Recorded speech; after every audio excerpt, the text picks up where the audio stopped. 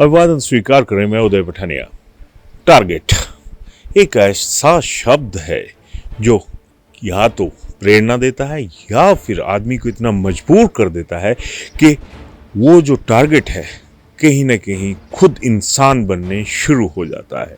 Target की अलग अलग कहानियां होती हैं, अलग अलग दर्द होता है, अलग अलग ऊर्जा होती है। खैर, मुद्दे की बात पे आता हूं। इन दिनों कांगड़ा एयरपोर्ट के विस्तार का टारगेट है हिमाचल सरकार का कि इसे टूरिस्ट हब बनाएंगे, यहां पर उड़ानों की संख्या बढ़ाएंगे, यहां पर किराया कम करवाएंगे और इसी के साथ सरकार ने यहां पर भूमि अधिग्रहण जो है उसका सिलसिला भी शुरू कर दिया है। और उस सिलसिले में कितनी जिंदगियां पिस रही हैं, कितने टारगेट बन रहे हैं, कितने टारगेट ध्वस्त हो रहे हैं, ये किसी की नजर में नहीं आ रहा। आज जो गांव हैं कांगड़ा एयरपोर्ट की जद में जो आए हैं, वहां पर हमेशा की तरह जो बैंक हैं उन्हें भी टारगेट मिला है कि भैया इन लोगों को पैसा मिलेगा और आपका टारगेट ये है कि मैक्सिमम से मैक्सिमम डिपॉजिट जो है वो आप अपने बैंकों के लिए लेकर आएंगे। और उस टारगेट का नतीजा ये है कि अब बैंकों के जो अधिकारी हैं, कर्मचारी हैं, उन्होंने डेरे जमाने जो हैं वो गांव में शुरू कर दिए हैं। आज इसी कड़ी के तहत ये एक दोबारा मामला सामने आया जिसमें बैंक के अधिकारियों की टीम को लोगों ने घेर लिया। लोगों का सीधा सवाल था कि जब मामला माननीय उच्च न्यायालय के साथ साथ सरकार की बदौलत उच्चतम न्यायालय में पहुंचा है तो फिर ये लोग किस हैसियत के साथ मुआवजे का जो आना है, सो कॉल्ड नेताओं की भाषा के मुताबिक जो मुआवजा मिलना है जिंदगियों का, उसे आप हमारे बैंकों में जमा करवाइए। और आज उसका नतीजा ये रहा कि ये टीमें जो घूम रही थी आज लोगों के हत्थे चढ़ गई। हत्थे चढ़ने का शब्द इसलिए इस्तेमाल कर रहा हूं क्योंकि लोगों को अपने हाथ से सब कुछ जाता हुआ दिखाई दे रहा है। क्या हुआ, जरा ये वीडियो आप देख लीजिए।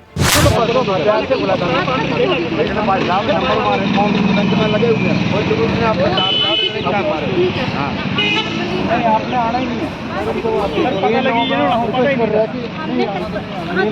ये लोग अपनी लड़ाई गड्डी नंबर लाना है भाई, एक मिनट गड्डी नंबर लाना है, गड्डी नंबर लाने जाना।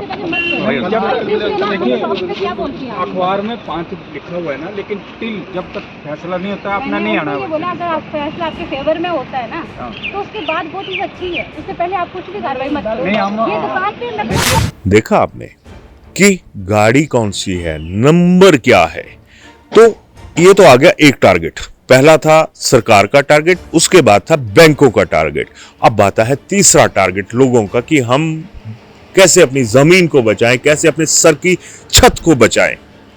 तो वहां पर यह था कि गाड़ी का नंबर नोट करने दीजिए। बहस बसाई, एक तरह से कह सकते हैं कि बहस हो रही है वहां पर और लोग जंग लड़ते हुए नजर आ रहे हैं। सवाल जायज है कि जब मामला उच्च न्यायालय के साथ साथ उच्चतम न्यायालय में भी लगा हुआ है तो फिर ये जल्दबाजी क्यों? सरकार एक एफिडेविट देती है और कहती है कि हम इस मामले में किसी को नहीं हटा रहे, किसी को डिस्टर्ब नहीं कर रहे, किसी को मुआवजा नहीं दे रहे, और मुआवजा जा रहा है। अब सवाल यह है कि क्या माननीय उच्चतम न्यायालय के साथ साथ उच्च न्यायालय, जहां पर लगातार सुनवाई जारी है, माननीय न्यायाधीश जो हैं वो इस मामले की सुनवाई कर रहे हैं, फिर ये बैंकों वाले कौन होते हैं? इन्हें कौन शह दे रहा है कि आप वहां पे जाइए? अब बात वही आ गई कि आपके लिए पैसा अहम है, आम आदमी के लिए क्या अहम है? ये कभी किसी ने सोचा?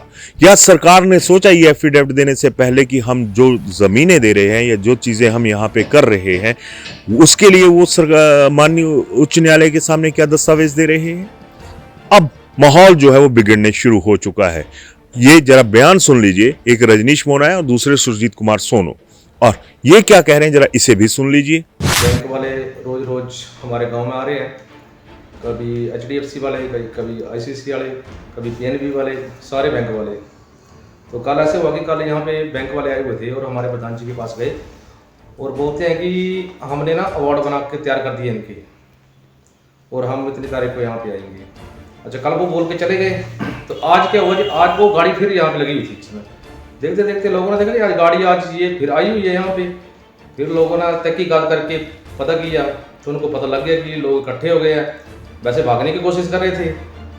तो हमने उनको पूछा कि क्यों आए, कल उन्होंने बोला था कि हमने अवार्ड तैयार कर ली है बैंक से। तो अवार्ड बनाने वाले ये कौन होते हैं बैंक वाले, ये तो सरकार तय करेगी क्या करना क्या नहीं करना है। तो मेरा सभी से अनुरोध है कि ये जो साइन करवा रहे घर घर जाके कृपया करके साइन मत करें, बस इतना कहना चाहूँगा। और बैंक वालों से खास के यही बोलना चाहूँगा कि जब तक हमारा कोर्ट में केस चला हुआ है, जब तक हमारा कोर्ट का कोई डिसीजन आता है, तब तक कोई भी हमारे गांव में नहीं आ सकता। मेरी अपील रहेगी कि ये जो लोग आ रहे हैं इनको थोड़ा सा रोका जाए। हमने पहले लिख के दिया है कि जब तक केस चल रहा है, माननीय उच्च न्यायालय की ये तौहीन ही समझो कि जो ये नहीं मान रहे हैं, कम से कम कोर्ट के फैसले का तो इंतज़ार किया जाए और तब तक इन लोगों को शांत तरीके से रहने दिया जाए। ये लोग बड़े शांति प्रिय लोग हैं और कोई ऐसा वैसा काम करने वाले लोग नहीं हैं। ये सिर्फ अपना हक मांग रहे हैं और जब इनके हकों को के ऊपर ऐसे आघात होगा तो ये लोग किसी भी हद तक गुजरेंगे। तो मेरा प्रशासन से दो हाथ जोड़ के विनती रहेगी कि कृपया इस प्रोसेस को रोका जाए और ताकि कोई अप्रिय घटना ना हो।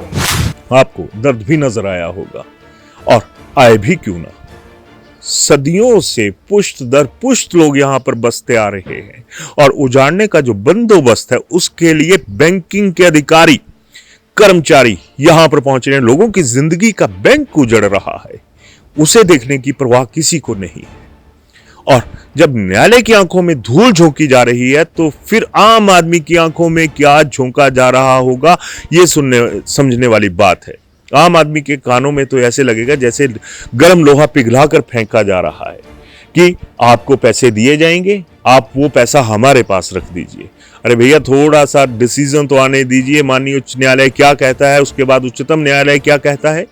आप अपनी अदालतें सजा लेते हैं, बैंक अपनी अदालतें सजा लेते हैं, सरकार अपनी अदालतें सजा लेती है और दुर्भाग्य की बात है कि मुजरिम आम आदमी बनकर रह जाता है। आज अप्रिय घटना होने का अंदेशा था वहां पे, अप्रिय घटना हो भी क्यों ना अगर उसी तरीके से देखा जाए, लोगों की भावनाओं के मुताबिक देखा जाए, क्योंकि मसला जो है वो जो जिंदगी है जो इतनी प्रिय होती है हर किसी को, उनसे भी जुड़ा हुआ, छोटे छोटे बच्चों के साथ जुड़ा हुआ। आज बच्चों की आंखों में आंसू होते हैं जब वो अपने पेरेंट्स को पूछते हैं कि पापा या मम्मा आज हम इस घर में हैं, कल को क्या हम इस घर में रहेंगे। सरकार अपने सपने सजाती है, सरकार अपने सपने दिखाती है, आम आदमी के सपने कहां पे। तो बात वही आ गई। लास्ट में इतनी सी बात जरूर कहूंगा कि इतने भी बादशाह ना बन जाओ कि आपको हर चीज जो है, जो हर व्यवस्था है, जो हर एक लोकतांत्रिक हक है, वो आपको अपनी गुलामी की बेड़ियों में जकड़ना या जकड़ा हुआ पसंद आने शुरू हो जाए। हक की लड़ाई है, लड़ने दीजिए। अगर आप जीतेंगे आप फैसला सिर माथे, अगर आम आदमी जीतेगा तब भी फैसला जो है वो सिर माथे। लेकिन अपने आप को अदालतें ना बनाइए। अदालतों का अपना एक मान सम्मान है जो आज की डेट में किसी भी व्यवस्था के भीतर नजर नहीं आता। आज भी लोग न्यायालय की दहलीज लांघते हैं और इसी आस में लांघते हैं कि भला होगा, इंसाफ होगा। लेकिन लोकतंत्र के जो स्तंभ हैं जिनमें सारी चीजें आती हैं वो इतने कमजोर क्यों हो गए। लोकतंत्र में आम आदमी का जो लोक है उसे बिगाड़ने की जो कवायदें हो रही हैं और बैंकों तक का कितना डिप्रेशन लोगों के ऊपर आ रहा होगा, सोचा कभी किसी नेता ने। आज इस मुद्दे पर भाजपा कांग्रेस दोनों चुप है क्योंकि इनके इंटरेस्ट भी साझे हैं। जनता का इंटरेस्ट जो है वो सामाजिक इंटरेस्ट है। इंटरेस्ट को वॉच करना जरूरी है। जो कवायदें होती हैं या हो रही है उनको भी बारीकी से, माइनॉरिटी से उनको भी माइक्रो लेवल पर चेक करना जरूरी है। धन्यवाद जी। नमस्कार, मेरा नाम बॉबी शर्मा है और मैं सिरमौर से बिलोंग करता हूँ, सिरमौर फारिपुरदार। और मैंने जब भूषण ज्वेलर का लकी ड्रॉ होना था उससे एक दिन पहले ही अपने वाइफ के लिए एक चेन ली थी और मुझे उसमें 9 कूपन मिले थे। उस पर रहा कि मेरी एक गाड़ी निकली हुई है, तो मैं इसके लिए भूषण ज्वेलर का बहुत बहुत शुक्रगुजार हूँ कि उन्होंने मुझे 9 कूपन दिए और 9 कूपन में उसमें एक लकी पर्सन में निकला। भूषण ज्वेलर का देखा जाए तो यहाँ पे मैं करीब 4-5 सालों से विजिट कर रहा हूँ। मेरे जो कस्टमर है, मैं भी फील्ड में काम करता हूँ, उन लोगों को भी मैं बताता हूँ कि जो भी गोल्ड परचेज करना है तो भूषण ज्वेलर में आए। इनका मेकिंग चार्जेस और सारा कुछ गोल्ड प्योर गोल्ड मिलता है। तो मैं लोगों को भी यही अपील करना चाहता हूँ कि आप ज़्यादा से ज़्यादा भूषण ज्वेलर की विजिट करें और इसका फ़ायदा उठाएं। Thank you so much.